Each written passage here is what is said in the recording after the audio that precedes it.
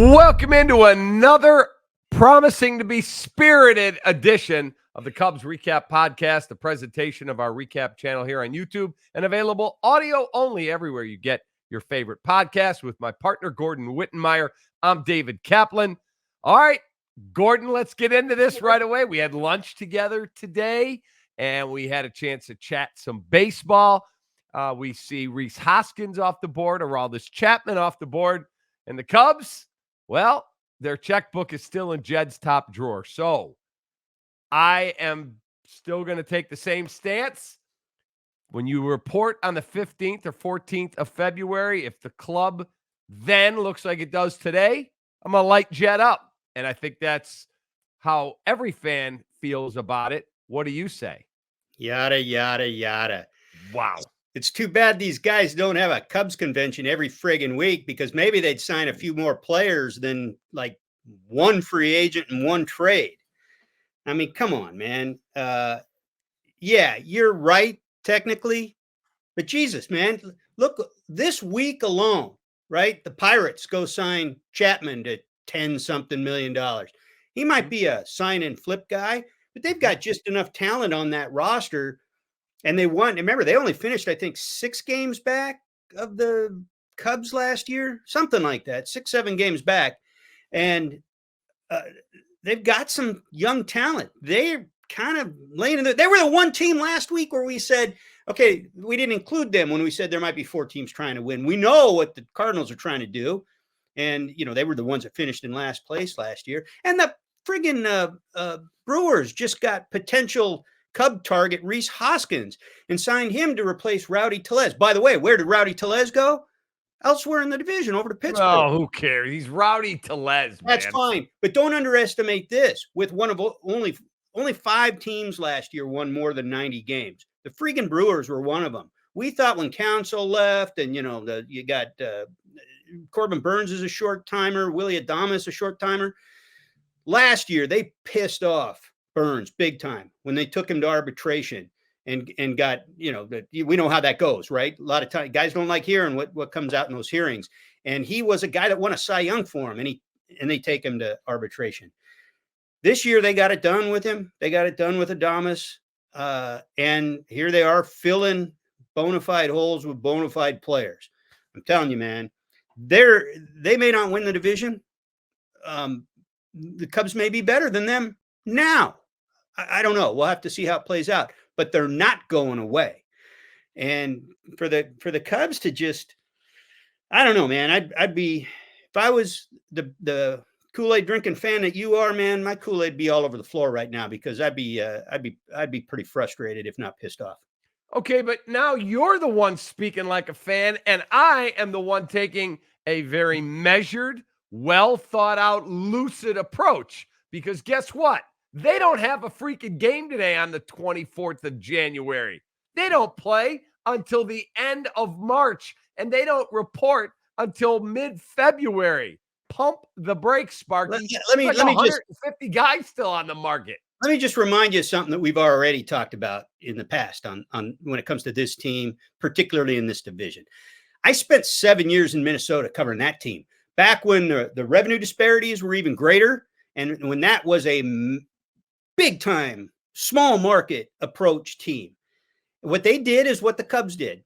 What they did every year is what the Cubs are doing this year. They would maybe make a trade or two, try to keep the guys they wanted, and then like wait out the market and go into the bargain bin. There's enough guys out there right now that maybe don't qualify as the bargain bin, but they're waiting for the market to come from it. The danger you take in doing that is that if there's guys you want, you let other teams pick them off the board, well, then obviously you're stuck with whatever's left. Cody Bellinger at this point would be a win for them, no doubt. We thought going into the offseason his market might be stronger than it has been, and maybe that'll play in their favor. But then you got to wonder why his market's so soft too. So we'll see. We'll see how this plays out. But they're definitely not sort of making their moves, picking they're not picking off the cream. They're not picking off exactly what they want. Clearly, they're waiting for some things to happen. And I never think that's a good plan in a competitive industry. And certainly when you have resources that are greater than most. I am looking at the available guys right now. Okay. Top two guys are off the board. They're both Dodgers, Ohtani and Yamamoto. You know who CBS ranks the number 3 player? That'd be Cody Bellinger. He is still a free agent. Number 4, Matt Chapman, who's been linked to the Cubs. He is a free agent. Then they have Aaron Nola, Blake Snell. He's a free agent. Eduardo Rodriguez, Marcus Stroman, no thanks. Lucas Giolito, hard pass. Jordan Montgomery, still a free Marcus agent. Stroman signed. Marcus Stroman. So I said hard pass. We never wanted him. Oh, yeah. Yeah, hard pass there. And then you've got a bunch of dudes that give you some thump on your bench. Jock Peterson could come in here and play. Justin Turner could be your third baseman. JD Martinez could be a bat. Jorge Soler could be a bat. I mean, there are a lot of dudes out there. A lot of dudes. So I'm not worried at all. Okay, you go out and get Jordan Montgomery. He's still out there, right? Yes. You go out and get Jordan Montgomery, Matt Chapman, Cody Bellinger. Great. Actually, I think we ended the last podcast talking about this. I actually love this idea of Matt Chapman and Cody Bellinger in a defensive lineup that already includes those 2 middle infield guys and Happ in left. And not to mention Suzuki. But Yan Gomes. And Yan Gomes is, I mean, my God, if your pitchers don't allow the ball to get hit out of the ballpark and the ball gets put into play, you're going to make a lot of outs before you give up a lot of hits. Okay. I like that. So if Bellinger signs, let's just assume they sign him. Maybe they won't, but let's give them Bellinger. Is he in center or is he at first? Well, you're giving Bush the first opportunity, right? Yes. So. And Matt Mervis is coming in trying to get that job. Right. So, I mean, and that would be a bonus, right? After what we saw from him, if he comes in and he rediscovers himself. Sure. I mean, I in an ideal world, Cody Bellinger's in center field for you and he stays healthy and you got Bush at first base. Okay. If you get Matt Chapman, I would not give him 5 years. I would not. Well, you're starting to wonder if his market's that strong at this point, or if that's what he's waiting for. And maybe he's even got a 5-year offer out there at less than he wants. That could be, but I would be surprised if he gets 5 years. I would. Guaranteed. I'm not talking about option years. Well, let me ask you this. Suppose the length is what's most important to him. What would it take for you to sign off on 5 years if you're the Cubs? Well, he'd have to come at a major discount. Well, what would that be to you? I mean, I don't know. What is 18 a year? Probably 15 a year. 75? Mm-hmm. As opposed to 5 and 100? Or 5 as opposed to 5 times 20? 5 times 20, 5 times 25. I'd heard he wanted 25 a year. Well, if you could get him for, let's just say you could get him for under 20 for 5 years. Would you do that? Boy, he did not have a great finish to his season. I'll pull up his numbers. He did not finish the season very I wasn't brimming with confidence. Well, he's never been a monster offensive guy. He's been a good offensive guy. Really, really good defender. Really good. Excellent defender. Okay, so he hit 240, whatever. OPS is 755, mediocre. 17 home runs, 54 RBIs. And if you go to his splits, and again, he is going to be 31 years of age in April. I'm not sure I want to go, that far down with him. 5 years. OPS is not eye-popping. On base is 330. Yeah, I just think he's a good enough bat. He's been a plus bat in his career.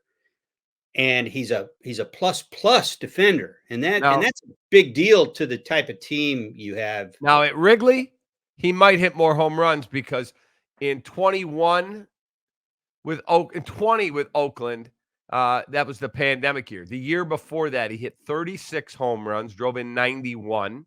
He hit 27 in 21.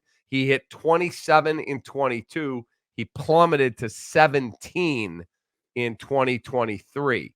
As a fielder, he's really good. Yeah, he's outstanding. He's one of the best. So, yeah, I think in today's market, the player that he is as a defender, and assuming he doesn't just go off a friggin' cliff offensively, I think under 20 a year on a 4 or 5 year deal is fine. I mean, Would you take a shot at Kershaw? Well, he's only going to command a 1 year deal, I would imagine. Correct. And sure, yeah, absolutely. I mean, even if he gives you 20 starts, because you're going to have to probably pace him. And in fact, did I see somewhere where there was some open talk about he might be the kind of a guy that comes in, maybe he doesn't even start the season with you. Like maybe he comes in June or something like that and finishes the season. I thought I saw something along those lines, given it some of his health concerns. But yeah, I'd absolutely on a 1 year deal. Absolutely. Clayton Kershaw, if you can get him healthy for a month here and 3 months there, and especially if he's healthy at the end of the year for you, he's done nothing but perform even in recent years when he's been healthy. And I would absolutely spend a 1 year contract on him, even at a fairly high value. Yeah, how high though? He's 35, I believe. Well, in a case like that, Cap, if he's still out there and you're happy with the rest of your roster, you take a look at what your budget is, what where you are in relation to the luxury tax and what your goals are for this year and into next year, where your contracts are. Look, it's a 1 year deal. I just give him what's left. I factor in my flexibility for the trade deadline.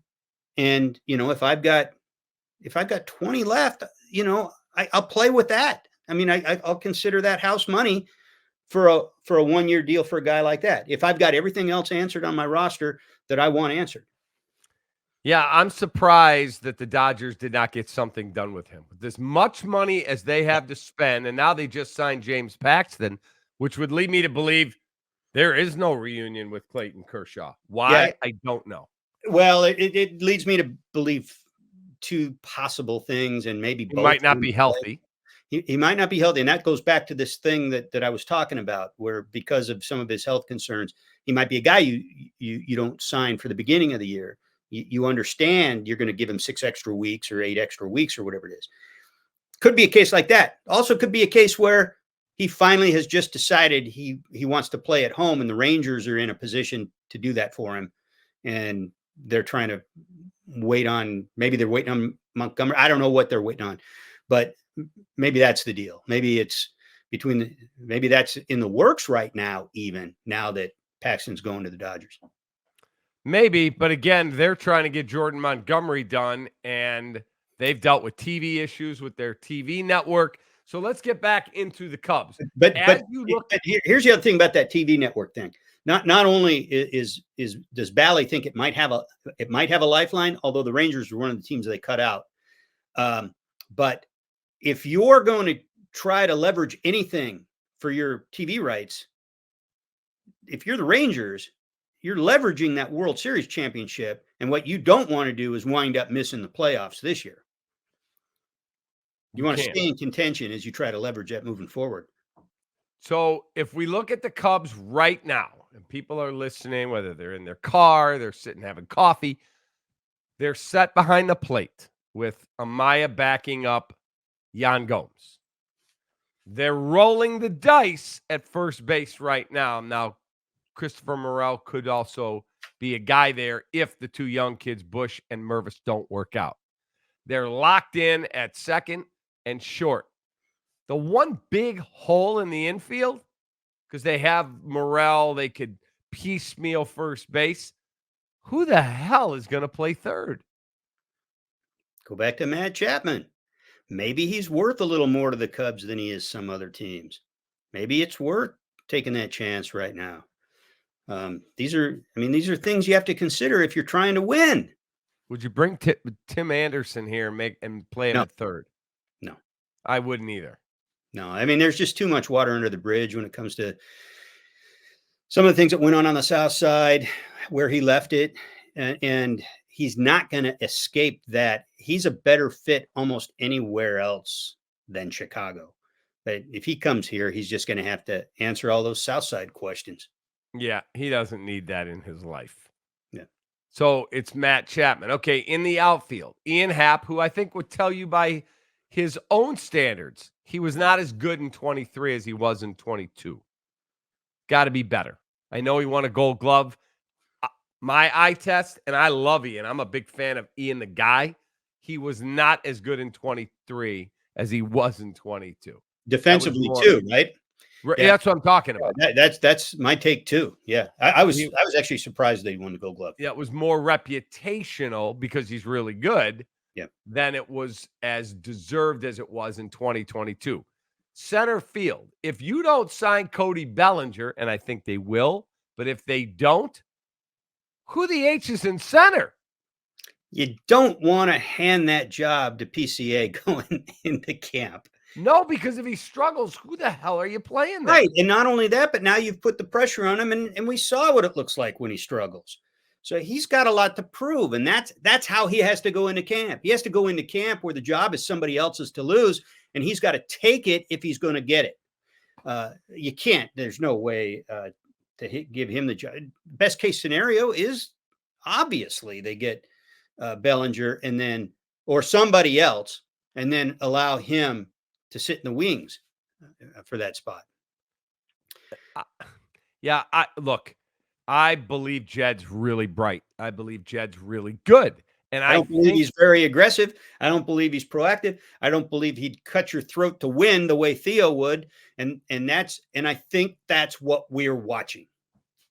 No, I think what you're watching is a guy who says, we're good. We're not there yet. And I am not going to take my future and tie it to a bad contract and go, if I'd have waited another 3 weeks, I'd have got him at my price, and then I could have done that. Dude, this is a high pressure, high stakes, highly competitive industry. And when you have an advantage, you have to step on throats. And if you're unwilling to do that, if everything is threading a goddamn needle, you're not going to get shit done. You're going to be playing for second place every fucking year. You have to go for the kill. No, you are the executive that I'd like to go up against. You know why? Because you'd blow your wad early, and I'd be like, "Oh, we'll see. We'll see." Let me know how that Jamer Candelario $45 million deal works out. You give the two of us equal resources, I'll kick your ass every year. Oh my God. I would actually have to leave the podcast early to get fitted for a ring. Wow. No. I wish we could do that. I wish we could prove that. Again, we have 3 weeks until they report. That means there's like 100+ guys on the market.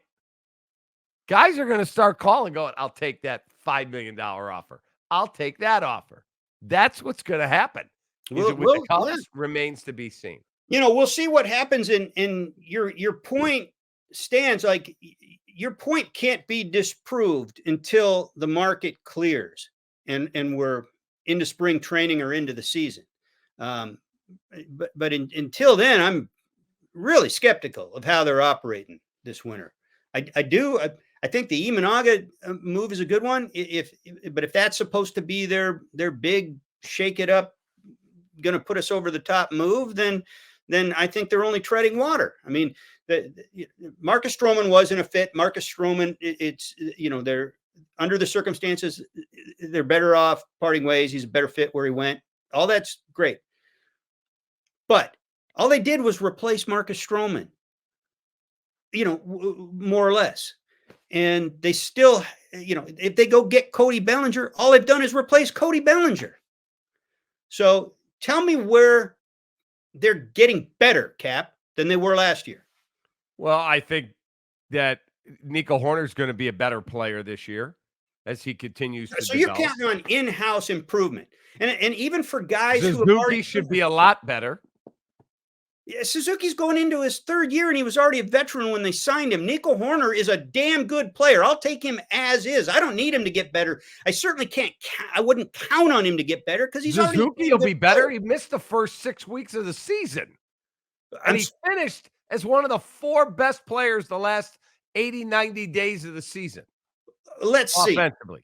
Let's see how it plays out. But I just this idea that look, okay, so he stays healthy and performs all season. Somebody else will be the guy that goes on the IL for a couple months. That's the way this shit works.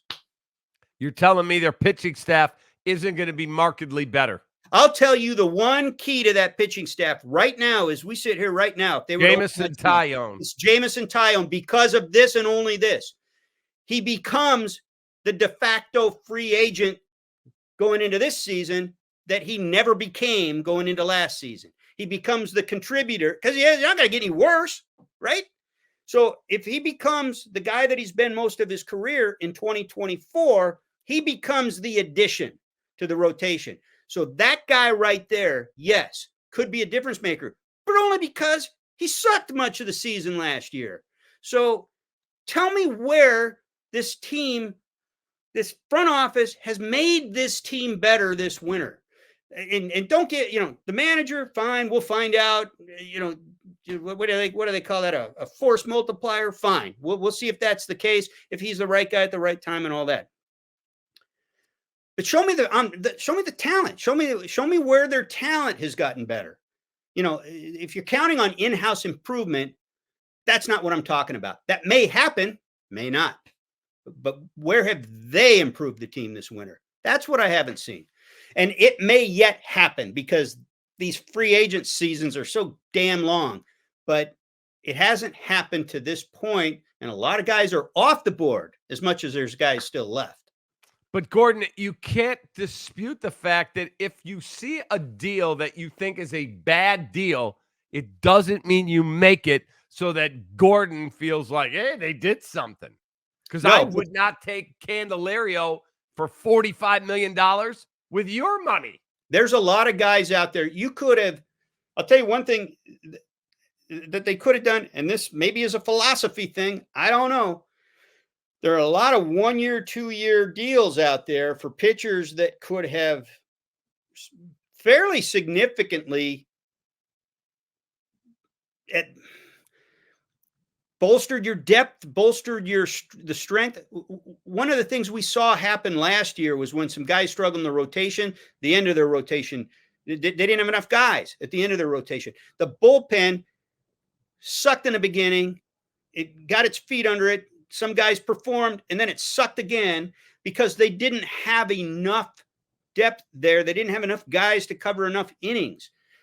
And nowadays, it takes – Jed used to say it takes 8 or 9 starters. Well, he's right. It takes maybe even more now. It takes so many more pitchers to cover innings for you in a quality way to win. Because starters just simply, even your best starters nowadays, you're lucky if it's a 6-inning guy. So a lot of these types of moves, a lot of 1-year guys have been pulled off the board. And I'll just use a couple of examples. Shoot, the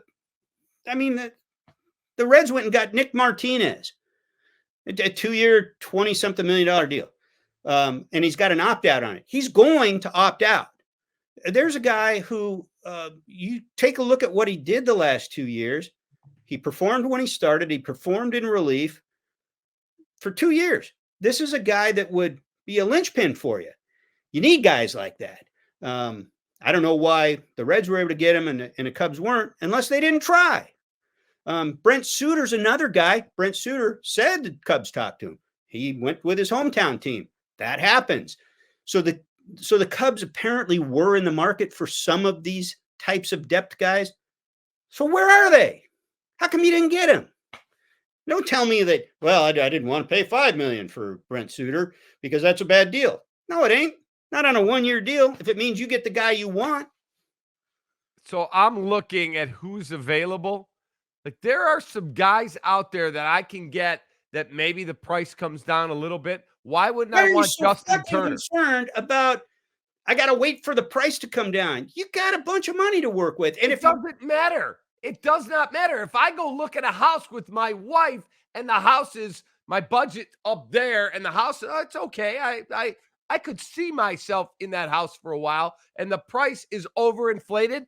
You don't make bad deals just to get somebody. These aren't 30-year contracts.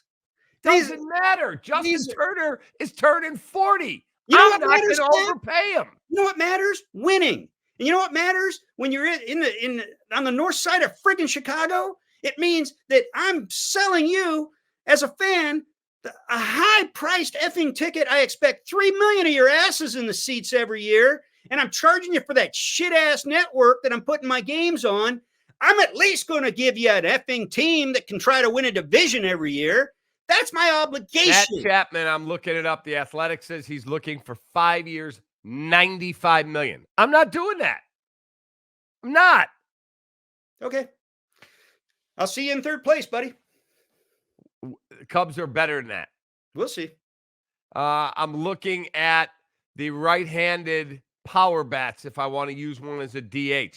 Soler, JD Martinez, Justin Turner, and I could use him also at third base. You know who I like there? I like a reunion with Soler. That guy controls the strike zone too. And if you can keep him healthy, and at this point in his career, he's been better at that, and you DH him a lot. I like that. If that's a bat you like, if that right-handed bat is the next, and I would say you probably could use it. I like that idea. So obviously, the Cubs are going to sign somebody up in the bullpen. The guys that are still late inning style guys, Hector Neris, Phil Maton, David Robertson, Ryan Brazier, Adam Ottavino, Wandy Peralta, Brad Hand are all still out there. Now, Jed's not stupid. A lot of age and a lot of question marks in there. Right. Now, Brent Suter, they did talk to. He wanted to go home to Cincinnati for 1 year, $3 million. Not great. He's okay. John Brebbia got 5.5 from the White Sox. Actually, the thing about Suter is, in his career, he's been remarkably reliable. Like he doesn't have the volatility that a lot of relievers do. A 3.5 ERA career, something like that. There are a number of starting pitchers are still around. Blake Snell, Jordan Montgomery. I mentioned Kershaw, Mike Clevenger. No, thank you. Hyun-Jin Ryu. Yeah, he's 36. 40% of those guys are Boris guys.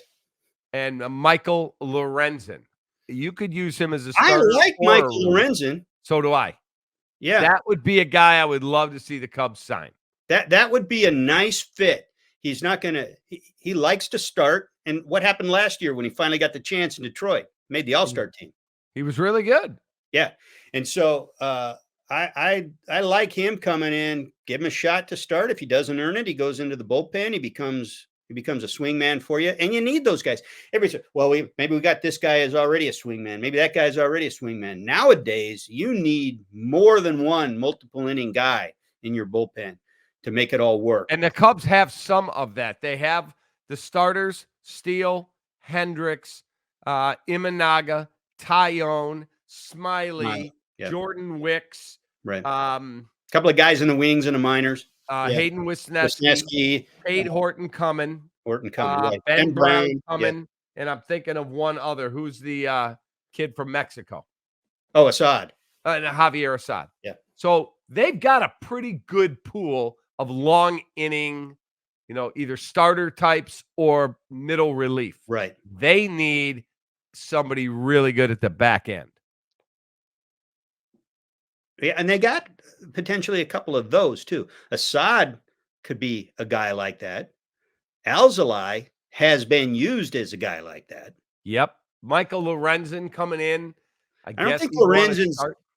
Lorenzen's not that guy. Lorenzen's No, the guy that's going he to would get come you in. He would come in as a the starter. 7th, or be a starter. Yeah. He would come in. But if you brought him in, could you move somebody from the rotation into that role? Is Jordan Wicks able to pitch only as a starter? Could he be used as a bullpen guy? Right. And especially a young guy like that. Sometimes young guys start out that way and get their big league feet under them and then eventually transition back to that starter role. That would be one way to go. Well, apparently you have arms and you can do that. So yeah, maybe. Well, by the way, Lorenzen also can hit. He's a pretty good athlete. He's a guy that can benefit you like when fans least expect it. 22 days. They report on Feb 15. 22 days. And then Jed will be in my crosshairs. But I give him till 22 days from the time we're taping today on the 24th. Start the countdown. Put the countdown up in the corner on the Cubs recap. That's it. 21. Start running it down minute by minute. Like Ohio State does or Michigan does for the other one. How many minutes till we play them again? Okay. Yep. Here we go. Jed, 22 days is the moment we're taping this. And then here's when Kap shows up. That's when I show up. On your doorstep like you did with Rossi. Oh, man, I'll be a nightmare. If this is what I get, yeah, I'll come loaded for bear. And you go fire him. You go to his house and fire him. Hey, Kap, what's up? You're fired. Get out. Hey, Gordon, have a great rest of your day. All right, you too, man. All right, there he is, the great Gordon Wittenmeyer. Another episode in the books of the Cubs Recap Podcast, a presentation of our YouTube channel, The Recap, available audio only everywhere you get your favorite podcasts. Click that bell. You'll always know when we've posted new content. Have a great rest of your day. Appreciate you greatly. Take that.